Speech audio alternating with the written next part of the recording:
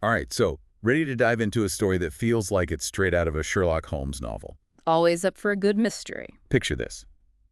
1907. You're in Dublin Castle, A place steeped in history. buzzing with activity. And secrets, I'd imagine. Oh, definitely secrets. Yeah. And right under everyone's noses, these priceless jewels vanish. Poof, gone. Vanished. Just like that. And get this. Weeks go by before anyone even realizes they're missing. Weeks. That's incredible. Talk about lax security. What jewels are we talking about exactly? The Irish crown jewels. Nah, a case I've always found fascinating. So much more to it than just a theft, isn't there? Exactly. It reveals so much about the society back then, their assumptions about security, the weight of social scandals, all those power dynamics at play. All wrapped up in a story about, well, what were essentially glorified badges. Right. Not a literal crown, but the insignia of the Order of St. Patrick. You have the star and the badge, dripping with hundreds of precious gems, some even originating from, get this, the English crown jewels. Adding another layer of complexity to the whole affair, these jewels weren't just valuable, they were potent symbols of authority, prestige. Their disappearance was a symbolic blow, shaking the very foundations of power in Ireland. So can you imagine the uproar when they finally discovered that the safe holding these treasures, it had been opened with a key? No sign of forced entry. Points immediately to an inside job. Right. Plunging Dublin Castle into that whirlwind of suspicion and scandal. And the fact it took weeks for anyone to notice speaks volumes, wouldn't you say, about those lax security measures. What else was happening behind those castle walls, makes you wonder. It does. It really does. So let's talk about the man at the center of this whole thing, Sir Arthur Vickers, the Ulster King of Arms. Essentially the official in charge of all things heraldry, and of course the safekeeping of those very important jewels. But from what I've gathered, the term careful custodian, not exactly in his vocabulary. Reports of unlocked doors seemingly brushed aside, a safe key entrusted to, of all people, a porter. Yeah, Vickers' actions, or I guess inaction, definitely fueled all those suspicions. Yet, he always maintained his innocence, adding another layer to this already intricate puzzle. And then there's that whole incident with the missing key. Oh, yes, that's a curious detail. His own housekeeper finds one of the safe keys and has to mail it back to him. Raises eyebrows, wouldn't you say? Definitely. Was it a genuine oversight, or was this a deliberate act? Creating an alibi, a question that has haunted this case for over a century. It has. But remember, Vickers wasn't the only one under scrutiny. At least two other intriguing figures quickly get tangled in this web of suspicion. Oh, this is where it gets really interesting. Let's talk about Francis Bennett Gould, a mayor, prominent figure, avid collector of antiquities. Sounds respectable enough. But there's a twist. After his death, it was discovered that he'd been, well, pilfering artifacts. Seems he had a penchant for acquiring treasures, legally or otherwise. Which begs the question, was his interest in the Irish crown jewels purely academic? Or was there a more, shall we say, acquisitive motive at play? A good question. Especially when you consider we're talking about a time when social standing, the accumulation of valuables, they were deeply intertwined. Indeed. Appearances were everything. Exactly. And then there's suspect number 3, Francis Shackleton, brother of the famed explorer Ernest Shackleton. Ah, yes, that name rings a bell. Now, this is where things get really, really interesting. Francis was rumored to be Vickers' roommate and possibly even romantically involved with him. Oh my. This adds a whole new dimension to the case, doesn't it? Personal relationships, potential secrets, a motive perhaps driven by something other than just simple greed. Absolutely. And those whispers of a relationship, especially considering the social climate at the time. Homosexuality was illegal. Any whiff of scandal could be devastating. Makes you wonder if the authorities were hesitant to fully investigate Shackleton for fear of unearthing something far more controversial than stolen jewels. It's like this tangled web, isn't it? Each thread, the missing jewels, the suspects, their relationships are all intertwined, pulling us deeper into this enigma. Yeah. And then we have these whispers of scandalous parties at Dublin Castle, fueled by, well, an explosive article in a Gaelic American newspaper. They didn't hold back, did they? Abominations of Dublin Castle exposed. That's a headline that grabs your attention. It certainly does. And while published anonymously, the accusations were detailed, pointing fingers at those prominent figures allegedly involved in these, shall we say, nightly orgies. This wasn't just gossip, it was a bombshell, shook Dublin society, and likely cast a long shadow over the investigation itself. So with all of this swirling around, it's almost impossible to separate fact from fiction, right?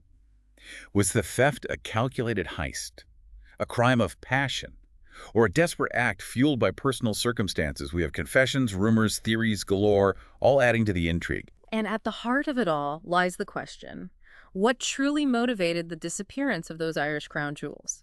Was it simply the carelessness of a man entrusted with their safety, or something far more sinister? We've got our cast of characters, each with their secrets, their motives, but what about the jewels themselves? What actually happened to those Irish crown jewels? The million-dollar question, isn't it? And unfortunately, one that we may never truly have a definitive answer to.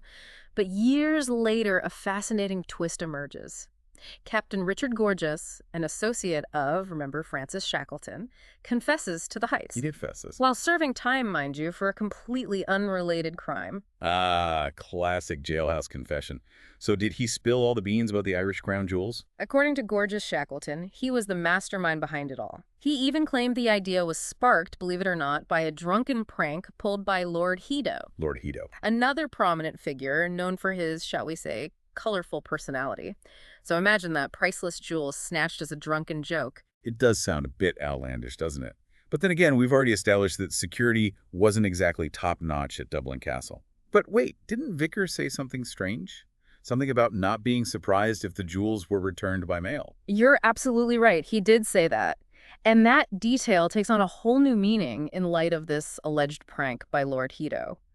It makes you wonder, had something similar happened before? Was this a pattern of reckless behavior amongst Dublin's elite, or was it a deliberate attempt to cover up something far more, well, sinister? It's like we're trying to solve a puzzle, but we're missing half the pieces.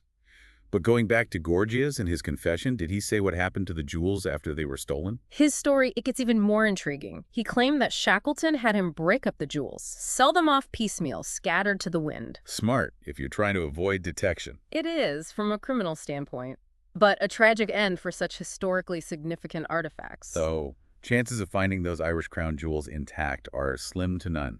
Realistically, yes. They were likely melted down, repurposed, maybe tucked away in private collections, their origins obscured. It's a sad fate for treasures representing centuries of history. It really is. But with this confession, did anyone actually face consequences for the crime? Officially, the case of the Irish crown jewels, it remains unsolved. The Crown Jewels Commission, they were tasked with investigating the theft. Ultimately, they placed the blame squarely on Sir Arthur Vickers. Vickers. His negligence, they argued, was the primary factor that led to those jewels disappearing. So Vickers became the scapegoat, even if he was a bit careless. It sounds like a lot of other people had their hands in the cookie jar, so to speak. It does seem that way, doesn't it? And Vickers, he maintained his innocence right up until his death, during the Irish War of Independence, no less. He even won a libel case against a newspaper that accused him of giving the jewels to, of all things, a fictitious mistress. Oh, wow. It's almost Shakespearean, isn't it? A man caught in this web of intrigue, his reputation tarnished, and ultimately meeting a tragic end. But what about the other suspects? Did they manage to escape any consequences? Well, we did mention earlier that Francis Bennett Gould, it turned out he'd been stealing those artifacts.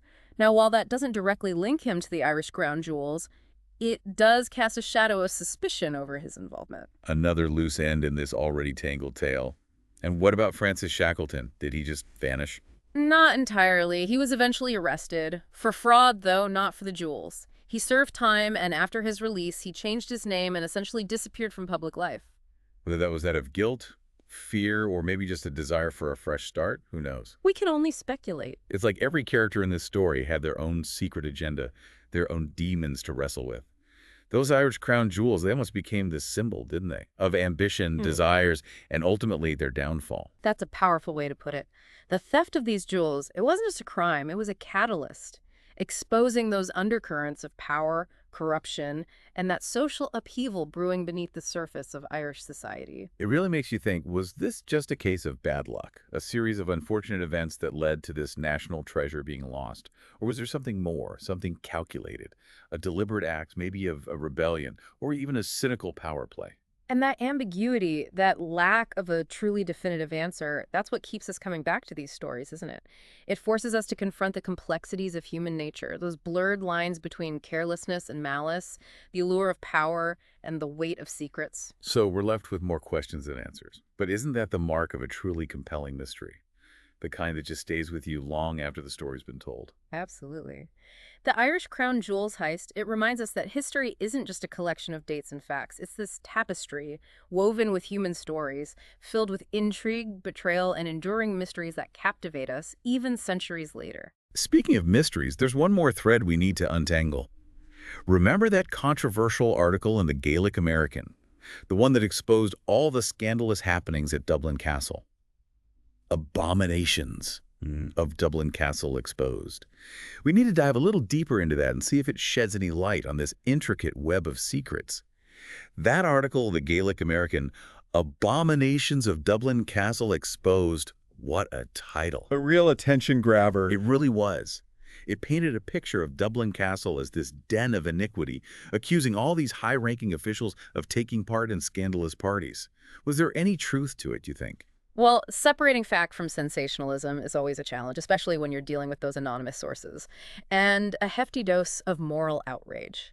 But this was a time, remember, of immense social and political change in Ireland. Right. Tensions were running high. Growing calls for independence from Britain. So could this article have been part of a bigger agenda?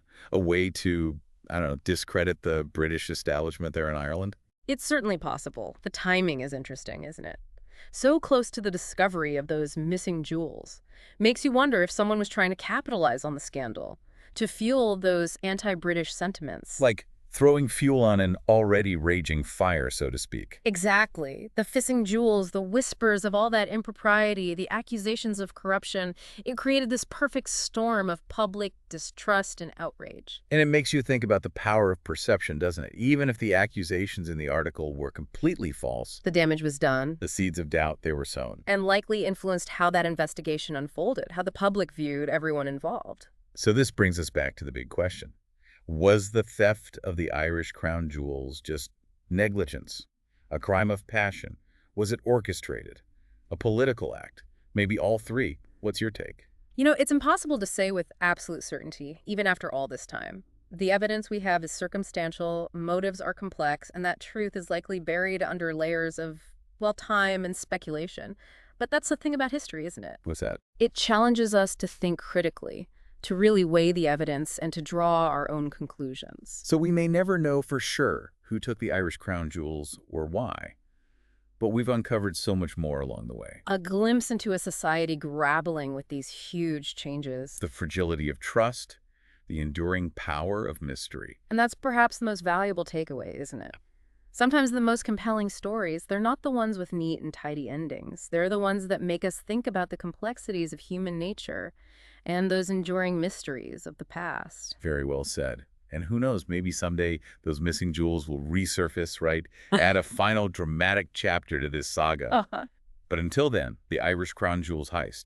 It's a testament to the allure of secrets, the weight of history, and the power of these stories that just keep fascinating us generations later. It's true. And it reminds us that history, it isn't just something that we read about. It's alive, it's dynamic, and it continues to shape the world in ways that we may never fully grasp.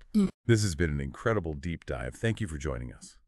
Be sure to tune in next time for another fascinating journey into the heart of history's most compelling mysteries.